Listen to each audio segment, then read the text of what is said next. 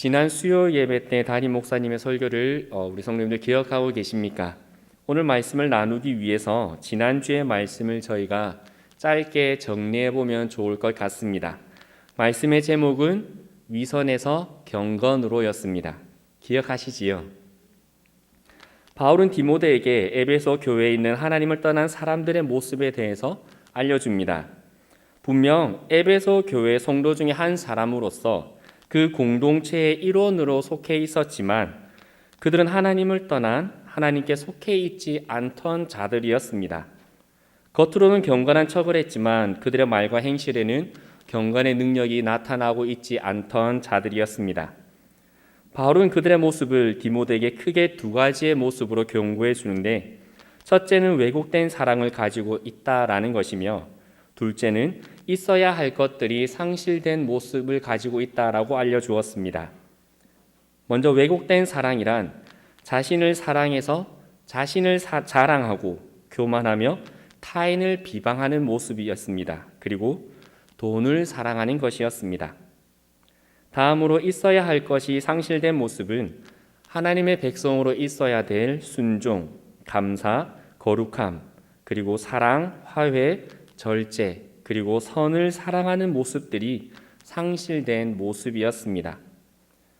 분명 에베소 교회에서 신앙생활을 함께하고 있었고 그 공동체의 한 사람으로 속해 있는 자들이었지만 안타깝게도 그들은 하나님께는 속해 있지 않던 자들이었습니다. 바울은 이러한 자들에 대해서 한마디로 표현하기를 경건의 모양은 있으나 경건의 능력은 부인하는 자들이라고 표현하였습니다. 그리고 디모데에게 에베소 교회의 지도자로 사역하면서 이러한 자들에 대해서는 돌아서라라고 이야기를 하였습니다.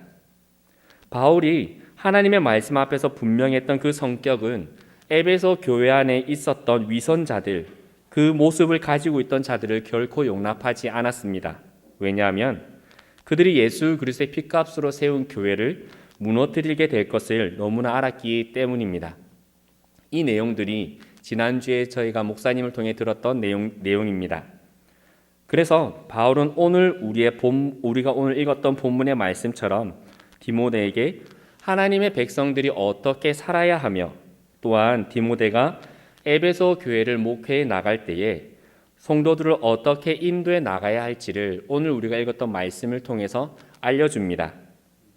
오늘 이 말씀 앞에서 우리도 부산진 교회에서 신앙생활하며 예수 그리스도의 피값으로 세워진 이 교회를 우리가 함께 어떻게 세워나갈지를 묵상하기를 원합니다.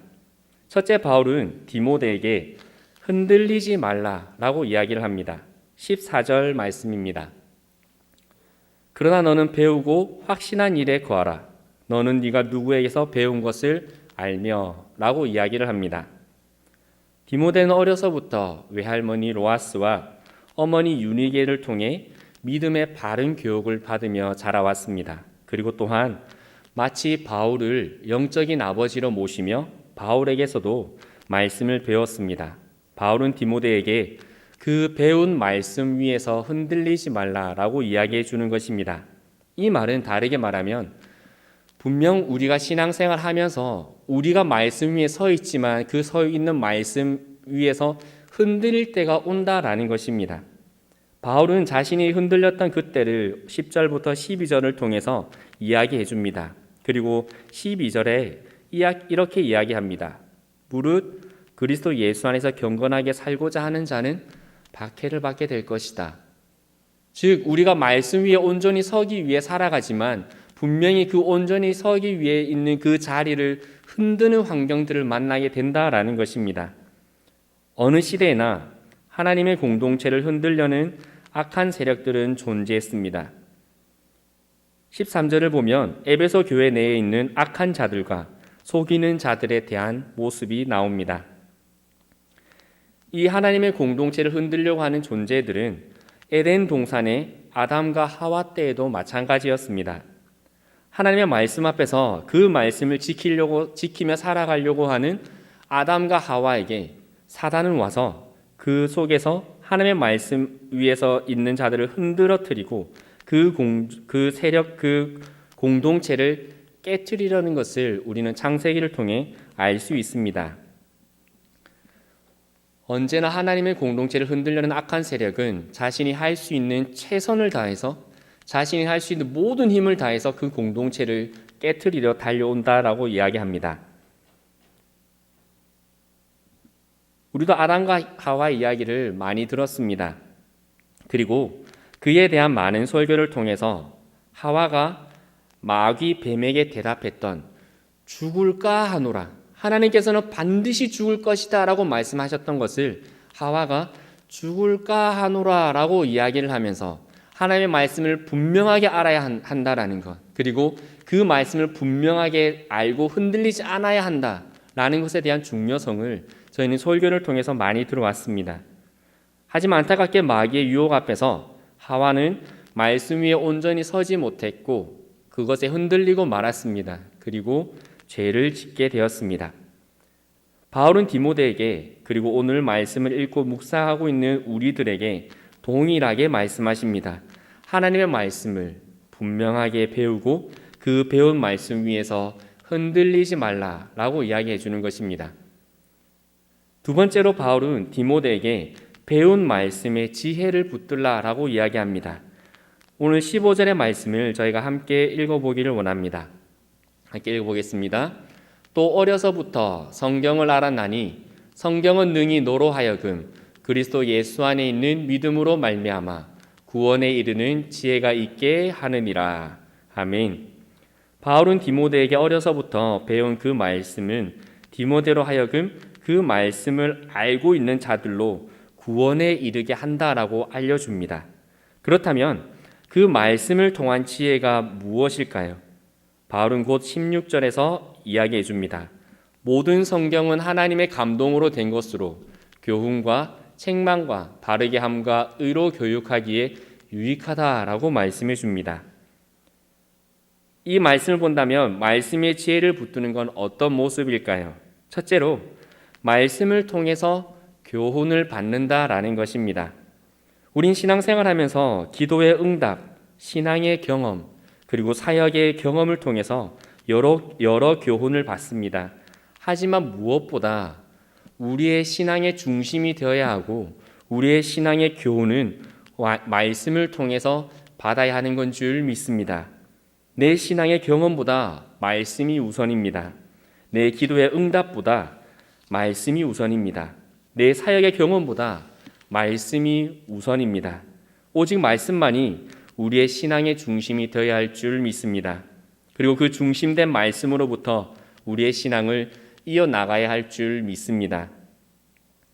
출애굽기에서 하나님께서 애굽에서 노예로 살며 고통받고 있던 이스라엘 백성들을 출애굽시키시면서 그 과정 가운데 애굽에 10가지의 재앙을 내리셨습니다. 그 기적을 베푸셨습니다. 홍해를 가르셨고 구름 기둥과 불 기둥으로 이스라엘 백성들을 광야 가운데 인도하셨습니다. 아침에는 만나가 내렸고 밤에는 메추라기가 그 온 진영을 덮었습니다. 반석에서 물이 나왔고 마라의 쓴물이 단물로 변하였습니다. 40년이 되도록 그 옷은 헤어지지 않았고 신발도 닳지 않았습니다. 놀라운 기적을 그들은 겪으며 살아갔습니다. 하지만 기적을 보고 살았던 이스라엘 백성은 기적이 보일 때는 하나님을 경배했지만 기적이 보이지 않을 때는 언제 그랬냐는 듯이 하나님을 원망했고 하나님의 종 모세를 죽이려고까지 하였습니다. 기적을 자신의 삶의 중심으로 삼고 살아가는 그 신앙도 이와 마찬가지입니다. 뭔가 하나님의 대단한 기적이 보이지 않으면 내 신앙의 기준으로 인정할 수 있는 무엇인가가 나에게 느껴지지 않으면 인정하지 않고 받아들이려 하지 않는 신앙이 되어버리는 것입니다. 결국 이스라엘의 이러한 잘못된 신앙은 시내산에서 모세가 하나님의 말씀을 받으러 올라갔을 때에 그 밑에서 금송아지를 만들며 자신들이 누리고 느껴왔던 그 기적을 자신들의 눈으로 보고 싶어하는 그 욕망이 그들의 절정의 모습으로 나타나게 됩니다. 하나님께서는 기적을 바라보며 살아가던 이스라엘 백성들을 말씀 위에 바르게 세우시기 위해서 모세를 시내산으로 부르시고 이스라엘 백성들에게 말씀을 주십니다. 하지만 그 가운데서도 이스라엘 백성들은 그 산 아래서 자신들이 누렸던 기적, 자신들이 보고자 하는 그 기적을 금송아지로 만들어내고 있었다라는 것입니다. 이러한 죄악에 대해서 하나님께서는 엄청난 분노를 하시고 진노하십니다. 그리고 모세에게 말씀하시기를 모세를 제외한 모든 이스라엘을 진멸하고 죽이겠다라고까지 말씀하십니다. 말씀의 기준으로 살지 못하는 신앙은 이토록 위험한 결과를 가져올 수 있습니다. 지금까지 우리의 신앙의 기준은 무엇이 되어져 왔습니까? 나의 기도의 응답이었습니까? 나의 체험이었습니까? 나의 신앙의 연륜이었습니까? 내 사역의 경험이었습니까? 그 모든 것보다 우리는 말씀을 내 신앙의 중심으로 삼아야 할 줄 믿습니다. 둘째, 말씀을 통한 지혜란 말씀을 통해 받게 되는 책망을 받아들인다라는 것입니다. 우리는 말씀을 통해서 항상 경련만 받는 것은 아닙니다. 말씀이 우리의 삶의 기준이 되기에 말씀을 통한 책망 또한 우리는 받게 됩니다. 잠언 15장 31절부터 33절에 이렇게 말씀합니다. 저희 한번 같이 읽어볼까요? 생명의 경계를 듣는 귀는 지혜로운 자 가운데에 있느니라. 훈계받기를 싫어하는 자는 자신의 영혼을 경히 여김이라. 견책을 달게 받는 자는 지식을 얻느니라. 여호와를 경외하는 것은 지혜의 훈계라. 겸손은 종기의 길잡이니라. 아멘. 주님께서도 요한계시록 3장 19절에서 물은 내가 사랑하는 자를 책망하여 징계하노니 그러므로 네가 열심을 내라 회개하라 라고 말씀해 주십니다. 이 19절 이후에 주님께서 주님의 징계를 받아들이고 자신을 돌아보고 회개하는 자에게 20절에서 이렇게 말씀하십니다. 볼지어다 내가 문 밖에 서서 문을 두드리노니 누구든지 내 음성을 듣고 문을 열면 내가 그에게로 들어와 그와 더불어 먹고 그는 나와 더불어 먹으리라.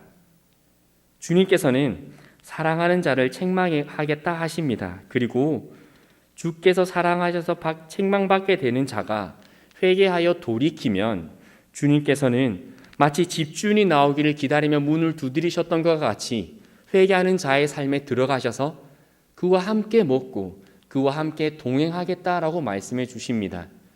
얼마나 놀라운 은혜입니까? 비록 내가 죄 가운데 있지만 그 죄를 돌이킬 때에 말씀을 통해 받는 책망을 내가 받아들이고 회개할 때에 그때 바로 주님이 나의 삶에 들어와 주신다라는 것입니다. 그렇기에 내가 말씀을 보고 듣다가 마음에 찔림을 받거나 무언가에 내 마음에 걸림이 된다면 지금 주님께서 내 마음 문 앞에 서 계시는구나.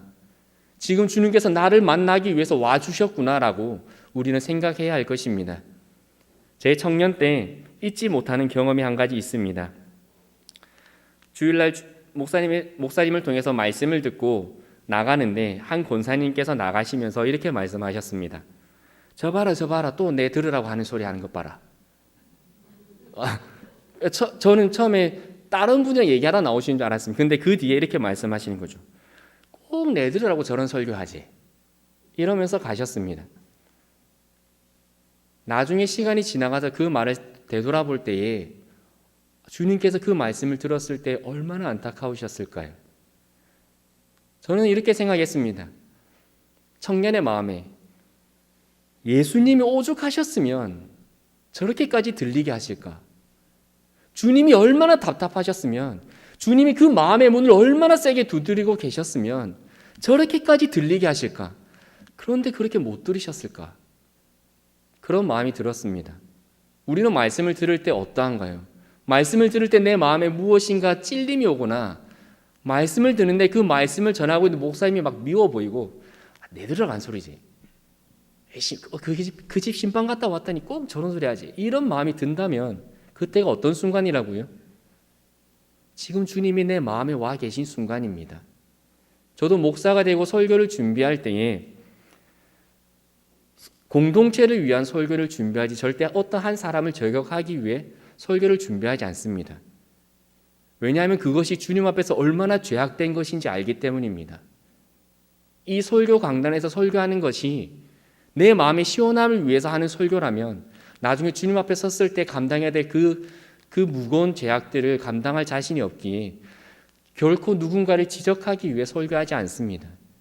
그 공동체를 향한 설교 가운데 우리가 들을 때에 내 마음에 찔림이 온다면 그것은 분명 주님의 응답입니다.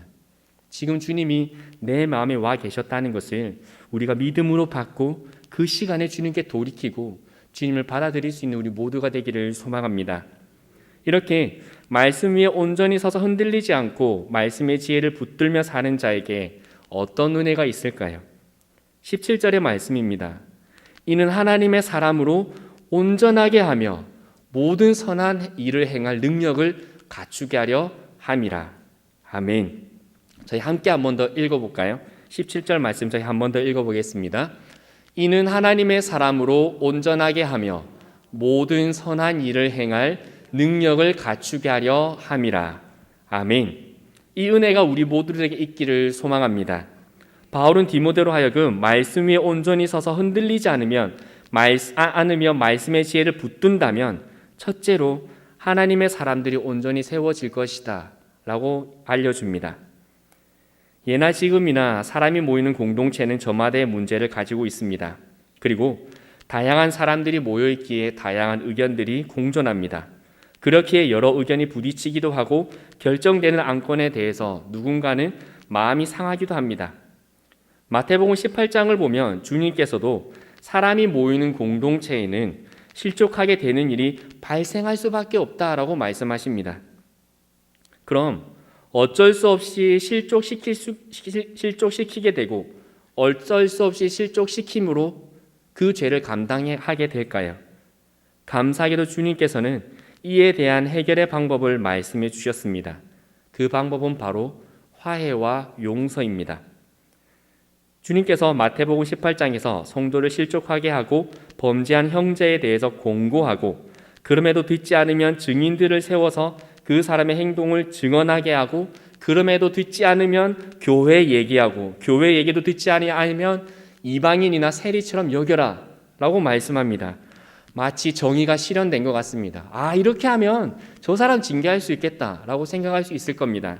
하지만 주님께서 마태복음 18장 18절에서 이렇게 말씀하십니다. 진실로 너에게 이르노니 무엇이든지 너희가 땅에서 매면 하늘에서도 매일 것이요 무엇이든지 땅에서 풀면 하늘에서 풀리리라. 이 말씀은 어떠한 저주를 풀고 어떠한 저주를 묻고 그러한 말씀이 아닙니다. 마태복음 18장 35절에서 주님께서 이 의미를 다시 설명해 주십니다. 너희가 각각 마음으로부터 형제를 용서하지 아니하면 나의 하늘 아버지께서도 너희에게 이와 같이 하시리라. 그럼 땅에서 매는 것은 무엇이고 하늘에서 푸는 것은 무엇일까요? 이는 다른 누군가로부터 실족당한 자에 대한 말씀입니다. 나를 실족시키고 나를 시험에 빠지게 하고 나를 힘들게 하는 그 사람에 대한 나의 마음이 증오로 가득 차 있고 그것으로 그를 옮아매고 있고 분노로 그 사람을 쥐고 있으면 하늘에 계신 아버지께서 그를 옮아매는 것이 아니라 나를 옮아매신다라는 것입니다. 증오하고 있는 나의 그 분노, 그것을 옮아매신다라는 것입니다. 이 말씀을 이해하시겠습니까? 주님께서 가르쳐 주신 기도인 주기도문을 통해서 우리는 뭐라고 기도합니까? 우리가 우리에게 잘못한 사람을 용서하여 준 것 같이 우리의 죄를 사하여 주옵소서. 이것이 다 연결되어지는 말씀입니다. 내가 누군가에 대한 증오를, 누군가에 대한 미움을 지고 있으면, 그것으로 얽매고 있으면 하나님께서는 내가 용서하지 못하는 마음 때문에 나의 죄를 하나님께서는 하늘에서 옮아지고 계신다라는 것입니다. 하지만 내가 나에게 비록 상처를 주고 나를 실족하게 하고 나를 시험달게 하는 자이지만 주님 앞에 가슴 아픔으로 기도하고 주님께 그 마음을 고하고 그 사람을 용서하기 위해 노력한다면 이미 완전하신 그 은혜로 우리에게 베풀어 주신 그 용서하심을 우리에게 베풀어 주신다라는 것입니다. 주님께서 이렇게 말씀하시니 베드로가 주님께 여쭤봅니다. 주님, 내 마음에 증오가 있고 분노가 일어나는데 도대체 몇 번이나 용서해야 됩니까? 내가 할 수 있는 최선을 다해서 하는 그 최선을 어느 만큼이나 해야 합니까? 라고 묻습니다. 이에 주님께서 이렇게 말씀하시죠. 너희가 하나님께 완전한 용서를 받았으니 너희가 받은 은혜와 같이 용서하라. 70번씩 7번이라도 용서하라 라고 말씀해 주시는 겁니다. 말씀 위에 온전히 서서 흔들리지 않고 말씀의 지혜를 붙드는 공동체에는 언제나 화해와 용서가 있습니다. 완전한 화해와 용서는 아니더라도 최선의 화해와 용서는 있어야 합니다. 왜냐하면 주님께서 이를 위해서 이 땅에 오셨고 십자가에서 우리의 죄를 대속하여 돌아가셨기 때문입니다. 우리가 정말 주님을 믿는 자라면 우리가 죽어 천국에 가기를 믿음으로 고백하고 소망하고 고대하고 있다면 말로만 따를 것이 아니라 우리 삶의 그 믿음의 행함, 주님께서 피값으로 세우신 공동체를 세우기 위한 그 화해와 용서가 우리 교회 가운데 있기를 소망합니다. 그렇게 온전히 세워져 나가는 우리 부산진 교회가 되어지기를 소망합니다. 두 번째로 바울은 디모데로 하여금 말씀 위에 온전히 서서 흔들리지 않으면 말씀의 지혜를 붙들고 살아간다면 모든 선한 일을 행할 능력을 갖추게 된다라고 말씀해 줍니다. 교회가 화해와 용서를 통해 하나 되는 공동체가 되면 하나님께서는 모든 선한 능력을 그 공동체를 통해서 드러나게 하십니다. 의인의 간구는 역사함이 크다고 하신 야고보서의 말씀과 같이 기도의 역사가 그 공동체 가운데 나타나기 시작합니다. 약한 자가 강하여지고 강한 자는 바르게 세워지게 됩니다. 하늘의 신령한 은혜와 그리고 땅에 기름진 복들이 넘치는 공동체가 됩니다. 천국 잔치가 이 땅의 기쁨으로 차고 넘치게 될 것이며 잃어버린 영혼들이 그 공동체를 통해서 주님께로 돌아오게 될 것입니다. 말씀 위에 바로 서기 위해 세상의 미움은 받겠으나 하나님의 기쁨으로 그 모든 일을 넉넉히 이겨나가는 공동체가 될 줄 믿습니다. 그것이 우리가 성경을 통해 기대하고 우리도 그렇게 되어지기 원하는 그 초대 공동체의 그 거룩한 모습들 아니겠습니까? 이렇게 모든 선한 일을 행하며 살아가는 자에 대해 바울은 고린도후서 6장 9절에서 10절에 이렇게 말씀합니다. 저도 참 좋아하는 말씀인데 저희 한번 같이 읽어보기를 원합니다. 무명한 자 같으나 유명한 자여, 죽은 자 같으나 보라 우리가 살아있고, 징계를 받는 자 같으나 죽임을 당하지 아니하고, 근심하는 자 같으나 항상 기뻐하고, 가난한 자 같으나 많은 자를 부유하게 하고, 아무것도 없는 자 같으나 모든 것을 가진 자로다. 아멘. 이렇게 멋있게 신앙생활하는 우리 부산진 교회 되기를 소망합니다. 길을 걸어가다가 발에 걸리면 툭 하고 차버리는 그러한 흔한 돌멩이 같은 신앙생활이 아니라 하나님께서 보시기에 그 어떤 보석보다도 귀하며 하늘의 별과 같이 빛나고 그 빛이 영원히 빛나가는 그러한 우리의 신앙생활 되어지기를 소망합니다. 지금까지 부산진 교회가 130년간 그 빛을 이어져 왔습니다. 이 빛은 주님 오실 때까지 꺼지지 않고 영원히 빛날 줄 믿습니다. 우리가 그렇게 고대하고 우리가 주님의 말씀 위에 서서 살아간다면 그렇게 주님께서 우리를 만들어 가실 줄 믿습니다. 오늘 말씀을 통해 바울이 디모데에게 당부했던 그 당부를 우리도 마음에 새기기 원합니다. 말씀 위에 서서 흔들리지 않기를 원합니다. 말씀의 지혜를 붙드는 우리가 되어지기를 원합니다. 말씀의 지혜를 붙드는 게 어떤 모습이었습니까? 말씀을 통해 교훈을 받으며 말씀을 통해 내 마음에 찔림이 있을 때에 즉시 회개하고 주님께로 돌아가는, 다시금 주님을 내 마음에 받아들이는 모습이었습니다.